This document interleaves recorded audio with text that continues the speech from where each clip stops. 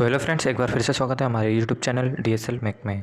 तो आज का जो वीडियो है उसमें थोड़ा सा मैं बताने जा रहा हूँ एक जानकारी जो कि स्टिपेंडरी कैटेगरी 1 और कैटेगरी 2 वालों के लिए रहने वाली है ना। हालांकि आप लोगों को पता चल गया होगा, लेकिन ये लेटर मेरे पास अभी आया तो मैं सोचा आप लोगों को फिर से बता दूँ। जिन लोगों को नहीं पता है तो वो लोग देख सकते हैं, ठीक है।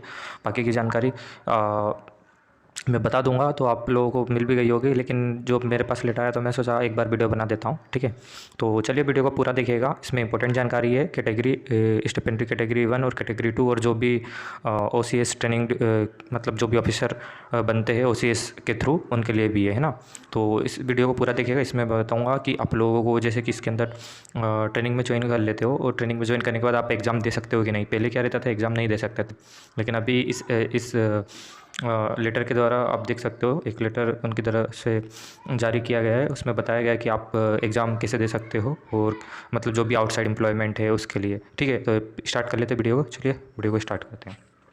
तो देख सकते हैं government of India Bhabha atomic research centre है ना, TC NTSC secretariat, third floor. ये देख लीजिए सब है ना, ये रेफरेंस नंबर है उनका है ना। ये देखिएगा, guidelines for forwarding application for outside employment by category 1 and category 2 training stipendiary training जो होते हैं, और ओसीईएस ट्रेनिंग ड्यूरिंग मतलब जो भी ऑफिसर की ट्रेनिंग वगैरह होती है, साइंटिफिक ऑफिसर है ना, तो उन लोगों के लिए भी है।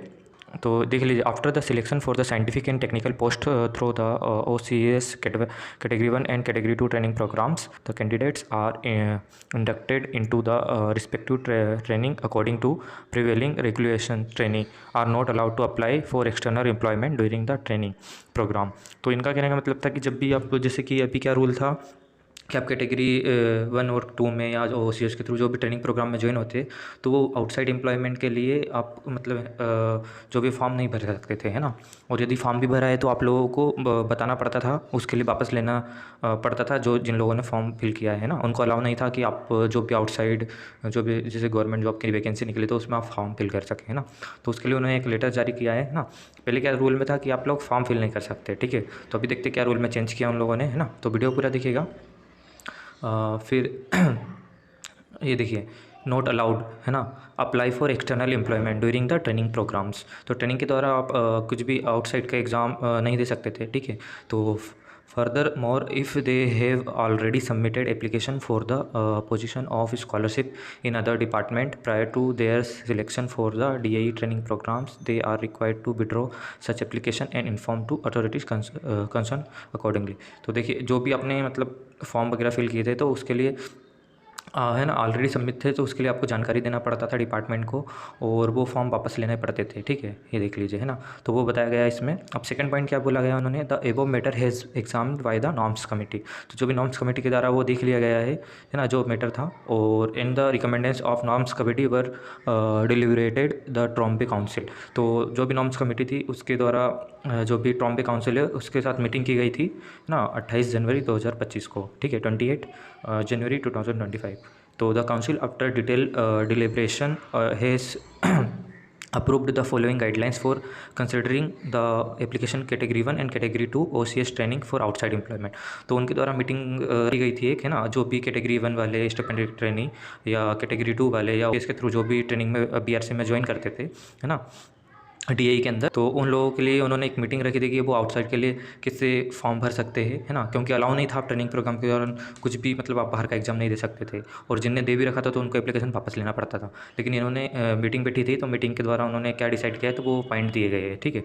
तो maximum for application for outside employment including units है ना विथ इन द देखिए क्या बोला है, 4 एप्लीकेशन बोला है ना आउटसाइड एम्प्लॉयमेंट के लिए, और जो भी यूनिट है उसमें भी बोला है उन्होंने है ना, या तो सेम यूनिट में भी जो भी वैकेंसी निकलती है तो वो मैक्सिमम चार एप्लीकेशन आप भर सकते हो with in the administrative control है ना। एडमिन जो भी आपका एडमिन के द्वारा कंट्रोल ऑफ डीआई है ना, जो भी एडमिन की परमिशन के द्वारा होना चाहिए है ना। Of DI is permitted during 1 training year shall be counted from the date of joining. तो 1 साल के अंदर आप मैक्सिमम 4 एप्लीकेशन आउटसाइड जो भी एम्प्लॉयमेंट जैसे रेलवे वगैरह इनमें वैकेंसी निकलती है या कोई भी, तो परमिशन लेके आप फॉर्म फिल कर सकते हो, ठीक है। 1 साल में 4 बार आपको मौका दिया जाएगा उसके लिए मतलब आप भर सकते हो 4 फॉर्म, ठीक है।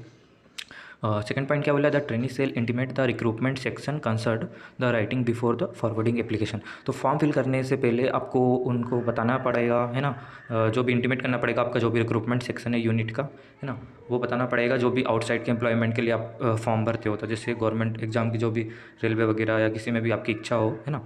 और NOC shall be granted for only those application which have been forwarded after intimation in writing. तो लिखित में दिए गए ही एप्लीकेशन जो भी आप बताएंगे लिखित के द्वारा, लिखित में दे के ही मतलब आपको एनओसी दिया जाएगा कि हाँ आप फॉर्म भर सकते हो, ठीक है, उसके द्वारा नहीं दिया जाएगा। तो ये चीज़ें आपको बताना पड़ेगी, इंटीमेट करना पड़ेगा आपके रिक्रूटमेंट सेक्शन में, है ना, फॉरवर्ड करना पड़ेगा लिखित में, और उसके बाद ही आप एप्लीकेशन को आगे बढ़ा सकते हो, है ना, भर सकते हो, ठीक है।